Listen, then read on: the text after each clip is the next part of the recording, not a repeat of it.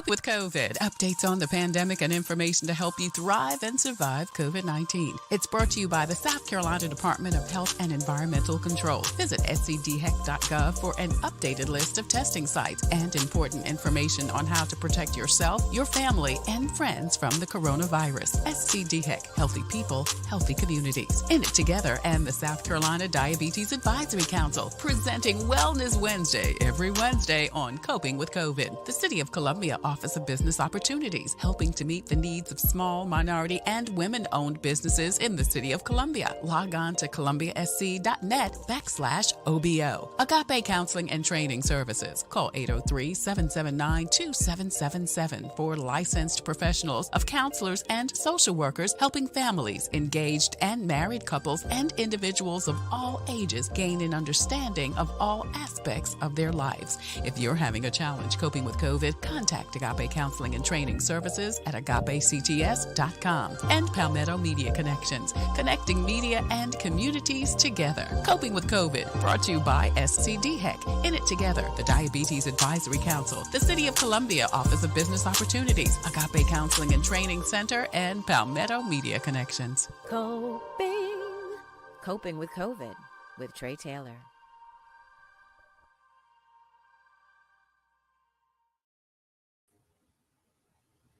Good afternoon, and thank you so much for joining us. We're coping with Tre Tailor. Today, we're coping with kids and tragedy, including sensitive subjects, and how to talk to them. We're going to hear from Geoff Williams. He is Director of Behavioral Care Outpatient Programs at Prisma Health. Mr. Williams, thank you so much for joining us. You're on mute, so if you can take yourself off mute, we would appreciate it.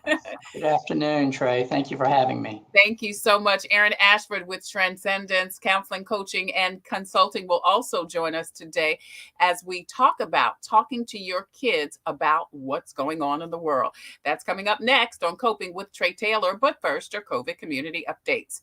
History was made earlier today when Ketanji Jackson Brown was sworn in as the first African-American Supreme Court Justice. She replaces 83-year-old Stephen Breyer, who she clerked for after graduating from Harvard. And Governor McMaster has asked the Inspector General to investigate Richland School District 2, saying he's received several complaints from parents and community members about dysfunction and mismanagement by the district's elected and appointed leadership. He says he'll use that information to decide if any school board member should be removed. SCDHEC has your most up-to-date list of times, dates, and location for COVID testings and vaccinations in and around South Carolina. Visit scdheck.gov for more information. Now, throughout the show, you will see scrolling at the bottom of the screen all of the information about COVID testing and COVID sites and more resources, including where to get the 5 free tests via mail. You can see that there at covidtest.gov. You'll also get information about veterans. Veterans go to the VA to get their COVID tests and COVID vaccinations. The several retail outlets in South Carolina that are offering COVID tests and COVID vaccinations, including Kroger, CVS, and Walgreens. You'll also see information on the Comet bus system, where you can not only get a COVID test, but you can also get a free ride to get your COVID test.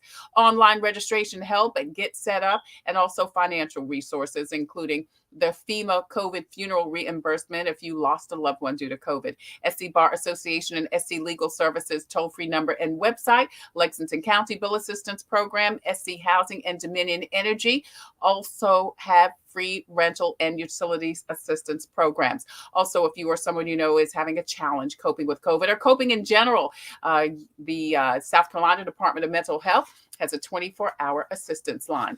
Also, scrolling at the bottom of the screen, you will see information about safety tips for fireworks and grilling ahead of the 4th of July holiday weekend. We want you to be safe. We want you to have a happy holiday, but we want you to be careful also. So all of that information that you see on the screen right now about grill safety and fireworks safety will also be scrolling at the bottom of the screen. Not only that, there's a Shark Tank going on, a teen Shark Tank going on at the Brooklyn Teen Center. It's happening this Friday for grades 4 through 20, age or 4 through 12. And you can see that information on the screen if you want to go out there and support young people and young entrepreneurs. All of that information and more will be scrolling at the bottom of the screen throughout the show. Coping with Tre Tailor is streaming live on the TailorMade production page. Please go over there, hit like and share and follow. And not only will you receive notifications as to when we go live on Wednesday for Wellness Wednesday from In It Together SC and the Diabetes Action Council, but also on Thursday and Friday at 2 p.m. Eastern Standard Time. We're also streaming live on the YouTube channel. Please go over there. Don't forget to hit the subscribe button. And you can find over 3 years of interviews, resources, and information on COVID and on coping and other related information. We also have a presence on Instagram and also on Twitter. I'm Tre Tailor, and you are watching Coping with Tre Tailor. And coming up, we're going to talk with Aaron Ashford and Geoff Williams. They are going to talk to us about how to communicate with our young children about events happening in our world today. We're going to join them coming up next. But first, we've got a commercial. We'll be right back. Hello, I'm Carolyn Sawyer, an entrepreneur and caregiver. Part of taking care of your health is knowing if you're at risk of type 2 diabetes. Prediabetes is serious and puts you at risk for developing type 2 diabetes. Up to 90% of South Carolinians who have it don't know they have it. Visit inittogethersc.org. Take an online test to find out your risk and join a diabetes prevention program. This message brought to you by the Diabetes Action Council of SC.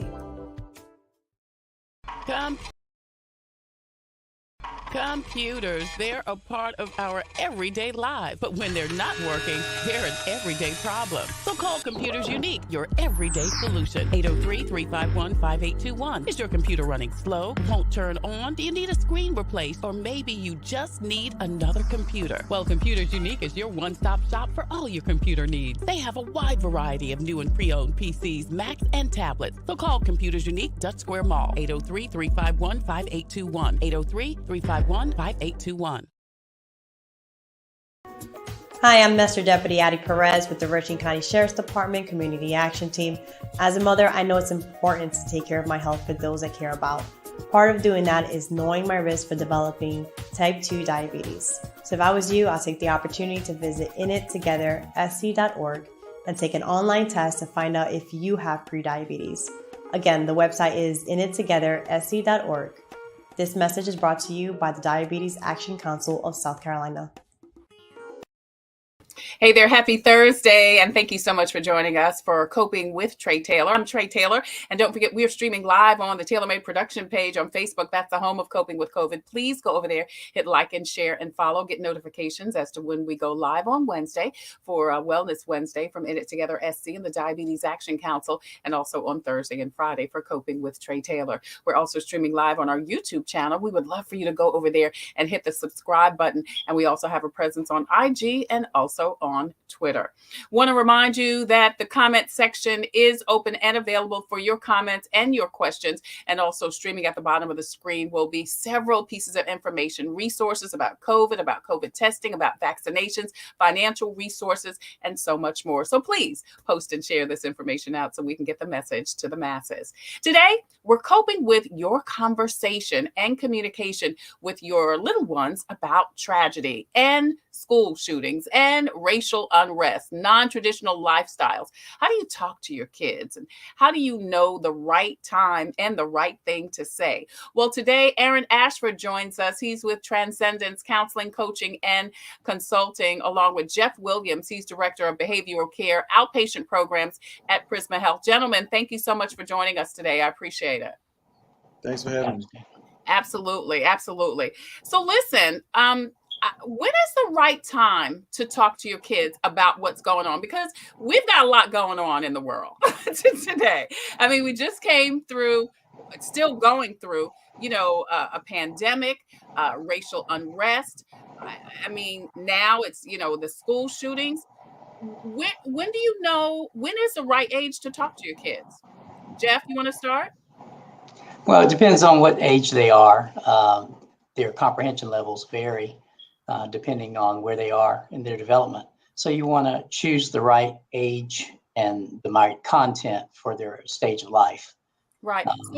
So what is the right age, Aaron? Gregory said you got to wait until they're the right age. How do you know? Is it different for different kids? I definitely agree with everything that Geoff said, but it is different for different kids. I think different situations are going to dictate different responses. I mean, I know that's like a complicated answer, but so it's always a right time if the child approaches you with a question about something. Right. For instance, I mean, like school shootings. I can remember when my oldest two, I think it was like the Sandy Hook elementary shooting like many years ago, and they happened to be in elementary school at the time. And I remember that being a conversation on the way to school. Right. So it's one of those things as parents, we don't like to talk about those uncomfortable topics, but when your child is asking you questions, I think it's very pertinent that you do your best to give them answers. Let them You make a great point, Aaron, because I was going to ask that a little bit later on. Do you wait until they ask? Geoff, what? Do you wait till they ask?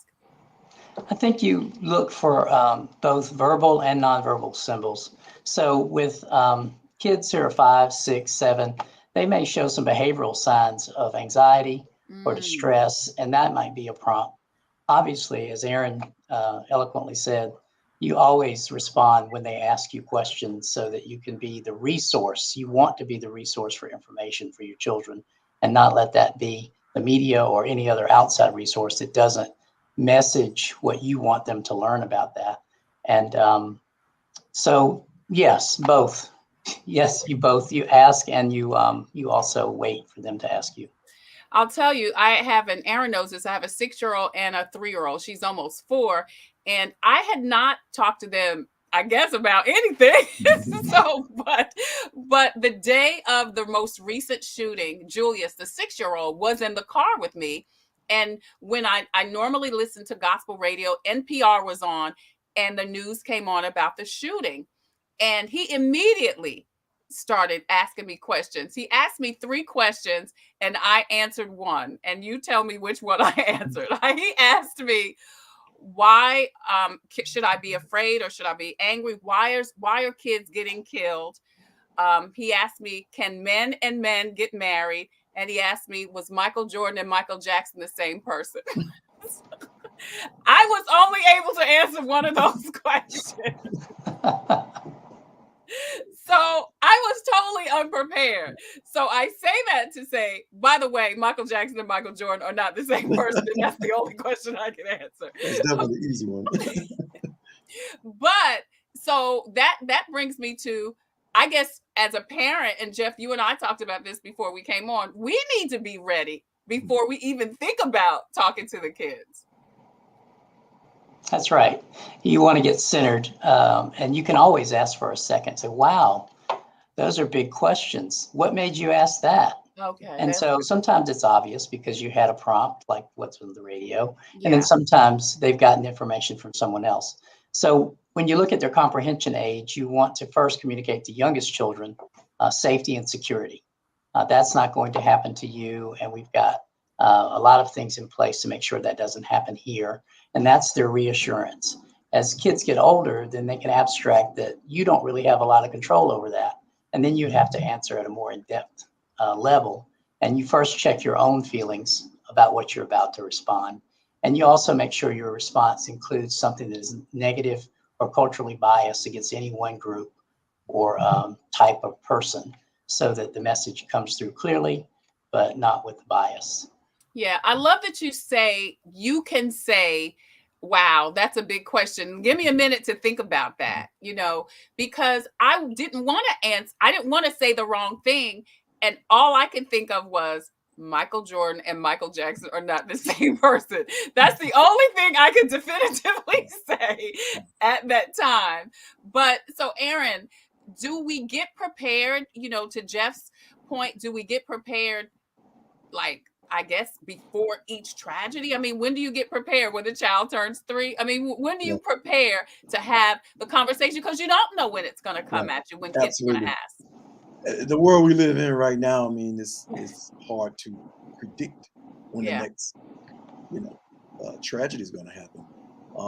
But like Geoff alluded to, I mean, it's just like letting your children know that you're human too. As parents, as much as we think we do, we don't always have the answers. Yeah.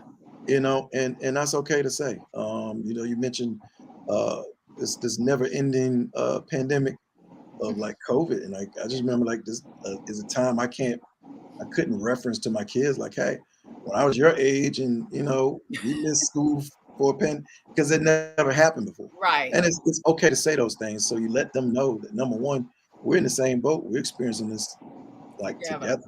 Yeah. And again, to echo what Geoff said, at the end of the day, I think kids just want to know, am I safe? Yeah. Are we going to be okay? Yeah. That's good. That's so good that if you can just reassure them you're okay, I love you, our family unit won't change, then as both of you have said, then they get that reassurance. Aaron Ashford joins us. He's with us, Transcendence Counseling, Coaching and Consulting, and Geoff Williams. He's Director of Behavioral Care Outpatient Programs at Prisma Health. And today we are talking about how to talk to your young kids about what's going on in life. So, Geoff, you alluded to this a little bit earlier. How much do you tell them? Well, again, you don't want to just kind of continue to go over the details of the tragedy. That can be in and of itself angst producing and in many ways traumatic. But you want to more explore what's going on inside them, what drove the question, how are they feeling about the event. Tell me more about what that makes you feel like. Tell me more about what you think about that, so that you become that supportive ear and that they continue to talk about it. One of the worst things is that they just kind of close up and they're not able to have any means of expression except other people their age, which oftentimes is not a good expert opinion. People make rash and broad conclusions when they're not fully developed in their cognitive abilities to analyze an event. So that's important. So reflection back, meaning, so what do you think about what happened, and what does that make you feel like, is a real good way to continue the conversation. Yeah, I love that, Aaron. When Geoff said, just kind of ask them, hey, what are you feeling? Why do you ask? What do you, kind of put it back on them to make sure, or if one, to figure out what's going on in their head so that you can reassure and reaffirm. Yeah, I mean, absolutely. And I'm pretty sure Geoff has seen it. We work with pretty much the same population. And the weight of what these children and adolescents have been carrying, the things that they will open up and talk to Geoff or myself about, are some of the same things that they can talk to parents about. Like we got to kind of make sure we afford them the space. Yeah. And almost a daily basis, even checking in. I tell a lot of parents, even just kind of having some of those basic conversations. If you're picking your kid up from school, what was the best part of your day? What was the worst part of your day? So you don't just ask them, how was your day? Because you know what you're going to get. That was great, right? Whatever. The one-word responses. So you give them those open-ended questions that gives them a chance to just really process that day. And I mean, I think that's so important, especially in times like this. Yeah. Geoff, you were sitting there shaking your head. One of the things that we talk to parents about is to not get intimidated by the questions. Once you get yourself gathered, you want to not only find out what drives their question, but also find a way to share how you're feeling too. So it becomes more reciprocal. And, anything symbolically, with young children, we already know if you don't want to intimidate them, you get down on their level, you meet them eye to eye, you talk softly. The same thing is true for all children, that we have to find a way to bridge the gap of our stages or positions in life so that we can have an honest conversation. And one of the ways we do that is just reciprocal respect, asking open questions, being open about how we're feeling. If we're confused, to say that. But one thing I do know, the reassurance comes after. One thing I do know is you and I and our family are going to be okay. Right. Geoff Williams is Director of Behavioral Care Outpatient Programs at Prisma Health. He joins us along with Aaron Ashford with Transcendence Counseling, Coaching and Consulting. We're talking about how to have, often difficult conversations with your little ones. I want to ask, if they don't bring it up, do you bring it up? Yes. To say more, wow, are you kidding me? Could you believe that happened? Did you hear? Because one of the things you want to do is, if they don't know what happened, you get the opportunity to shape that message. Right. If they do know what happened, but they're not saying anything, you don't want to pretend like, well, they didn't say anything, so I guess, you don't ever want to guess about how your kid is doing with a major event that could cause an interference in their developmental progress and their ability to feel safe and comfortable and able at school in an academic setting. You remember, school is their job. Yeah. So if I'm afraid to go to my job, how am I going to perform at my job? Yeah. So things like that, which feel obvious when you're not under the stress of the moment, but they're really important to kind of take note of when you don't have to have the conversation. So when you do, they're accessible to you. Yeah. Aaron? Yeah, I mean, I totally agree. Just having those moments where you have that dialogue with the kids, especially about these major events, and also maybe the not so major events too, that we wouldn't think are major, but to a child it can be pretty front and center. So just being proactive and having a conversation, like Geoff said, so that way you can frame the narrative, so to speak, and it's not hadn't been interpreted like sometimes the media does, where they put a slant on things oftentimes. Yeah, I love that. So, okay, so we talk about, talk to them about the major events. So, of course, school shootings would be one. At the time when they were home from school, the pandemic obviously was one. But how do you know what the major event is?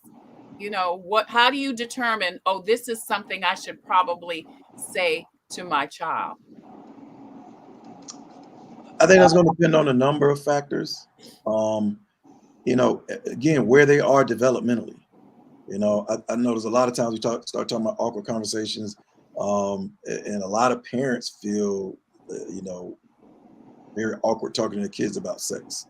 So we understand developmentally, like, whereas I might not have to have this conversation with a 6-year-old, I probably should have had several conversations by the time they get 16 about just having awareness of who they are, boundaries, just safety and things that of that nature. So they aren't hearing it from their peers who don't know anything themselves to be teaching our children. So just kind of understanding things like that. I think things we also want to take into consideration are cultural things. Things that matter to us from a cultural standpoint. That could be religious beliefs, et cetera, that frame your particular way of life. I think that's okay too. And like Geoff said, as long as it's okay to let your child know that we believe this. Not that it's knocking what anybody else does, but it's important so that kid understands, hey, there's some differences in the way that people interpret things, and one thing doesn't mean more than the other. I don't have to feel bad for believing this. I love that you say that, Aaron, because I tell you, when Julius hit me with the, can men marry a man? I didn't know what to say to him. I mean, yes, they can, but then immediately I thought, okay, what states is that? I'm trying to go deep with it, instead of just saying what you said, which was, maybe, yes, this is true. This is what some people do. Love is beautiful, that kind of thing. That's not my preference, but you know what I mean? But what you just said was great. We don't have a Geoff and an Aaron at the house, Well, you do. You have that inner voice. Right. And you also have awareness. You also know your own life experience. So number one, for a 6-year-old, marriage isn't a real proposition at this time. So you can say, wow, well, that's something that you'll find out who you want to marry when you get to be older. Right. What do you think about that now? And you let them say what they heard or thought, and you say that, well, legally that's true, and it's something that we don't worry about when we're 6. You've got other things to worry about so far. So you can go that way and deflect it, or you can get deeper with, we believe that people have a right to love who they love, but that is not an issue that you need to worry about. Yeah. When you're dealing with a teenager in controversy, remember that teenagers often pick the position that challenges the family narrative or belief system, because teenagers are, by and large, that's their job, is to figure out who they are. Yes, to be rebellious, but more than that, it's their job to figure out who they are. So we want to put that in the right developmental context, not take everything literally and then feel like we need to wage a campaign against the teenager's position, because that's a dead-end struggle. What you really want to know is, well, that's a pretty interesting position, especially given the things that we talk about here. Tell me more. And the last thing I'll say about it is, when you say, well, how do we talk to our kids? One thing would be something like this show, or another medium where you use the show as the way to introduce the topic. And then you ask open-ended questions and reflections about what the topic means and what you think about the topic. And you try not to become a proselytizer about it, to negatively marginalize any one group of people or belief, but understanding that people are in their own process and development, and some people will make that choice. What do you think? And then you continue it that way. Be receptive is a real key to managing adolescence. Yeah, during the pandemic, in the midst of the pandemic, Sesame Street had a couple of shows that they produced for young kids about the pandemic. And I really appreciated those shows because, again, it kind of talked about it on the level of a kid, and from characters that they know and love and are familiar with. So I love that you say, introduce it, with a show. So just in summary, get down on their level, meaning physically level, talk softly, be open and honest, ask them what they think, kind of get their perspective. And from what I'm hearing from both of you, just reassure them that they're going to be okay. Anything else, Aaron? I mean, I'm just a big believer in, like, it's kind of like you feed people what they can handle. Right. It's just like, you wouldn't give an infant steak because they can't digest that, right? Yeah.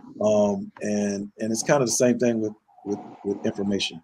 But the best thing we can do as parents is make sure that we have, like, open lines of communication. Great point. Now, we do know that sometimes kids will grow to a point, kind of echoing the Will Smith theme. Parents just don't understand. No matter how good your messaging is, they've heard it, but that's a little bit later in life oftentimes. When you start to talk about those early, more formative years, it's an awesome opportunity just to have that non-judgmental space where they can be heard and there can be an exchange of dialogue. I think a lot of times as parents, we get into, I'm the authority, and that's it. And that's not going to be the most effective approach in getting your kids to open up. Aaron Ashford is with Transcendence Counseling, Coaching and Consulting. Geoff Williams is Director of Behavioral Care Outpatient Programs at Prisma Health. Gentlemen, thank you guys so much for joining us today and giving some insight on how to approach our young ones when life happens, and it is, and it will, and continue to. The biggest thing is, how are we going to approach our kids? Look, if nobody else learned anything today, I sure did, and I needed to. Thank you all both so much for joining us today on Coping. Thanks for having us. Good to see you, Aaron. All right, you too, Geoff. Thank you, gentlemen. So listen, if you have a story or initiative that can help someone cope with COVID, please email booking@copingwithtretatailor.com. If you have a product or service that could help someone cope with COVID, please email copingwithtretatailor@gmail.com. We would love for you to be a proud sponsor, just like In It Together SC and the Diabetes Action Council. They sponsor Wellness Wednesday every Wednesday here on Coping. Also, Javis Financial Services, the Fifth Circuit Solicitor's Office, Attorney Byron Gibson, Also, Black Expo, Black Pages, the Comet Bus System, Computers Unique, Dutch Square Mall, and also Agape Counseling and Training Services. Coming up tomorrow, we are going to do a Faith Friday show about a new business in the village of Sand Hills. Amazing food, Mimsy's Restaurant. We'll talk to Prince Panaford at his restaurant, eat some food, and have a great time. That's tomorrow right here on Coping. I'm Tre Tailor. As usual, I'll leave you with a reading from Conversations with God. This says, Father, this is a beautiful prayer. Father, I feel safe in your arms. I don't ever want to leave your arms or go astray. I want to say right here in this spot with you, you are my protector. You are my savior, my security, my corrector, my healer, my advisor. God, you are my supporter, my guide, and my friend. You're my confidant and my encourager. You are my everything. And God, for that, I say thank you. What a beautiful, sweet prayer that is to God. Just to say thank you. Thank you, God, for being my everything. Thank you so much for joining us today on Coping with Tre Tailor. Until the next time, I wish you peace, abundant blessings. Take care. God bless. Stay well. And don't forget to wear your mask over your nose and under your chin. We'll see you tomorrow.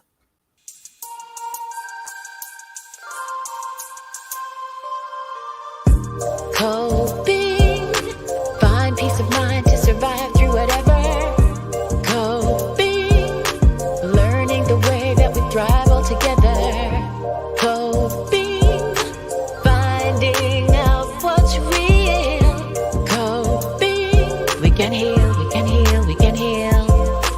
Coping with stress, coping with strife, bringing hope for success, for improving our life.